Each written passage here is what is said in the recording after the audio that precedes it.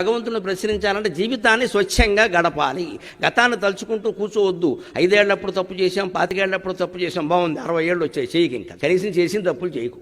ఇక నుంచైనా మారలేమా? ఇక తప్పులు కొన్ని చేశాం కాబట్టి తప్పుల కోపంలో, మురికి కోపంలో అలా పడిపోతూ ఉంటామా? తేరుకోమా? ఎప్పుడు అలా చేస్తూ ఉండాలా? నిన్న కూడా తప్పు చేసామండి, ఇవాళ చేయకండి కనీసం. ఇక నుంచి మారండి, తప్పేముందండి? 99 మాటలతో ఆపేసినా కానీ మీ శిశుబాలుడు చచ్చేవాడు కాదు. వాడు 100 దాటి మళ్ళీ కృష్ణుడు ఏమన్నా కౌంటింగ్ తప్పు చేసుకుంటాడేమో అని ఇంకో 8 ఎక్కువ చేశాడు వాడు, అందుకని వేసేసాడు. మనిషి మారడానికి ఏ క్షణమైనా చాలు, ఏ వయస్సు అయినా చాలు, చచ్చే ముందైనా చాలు.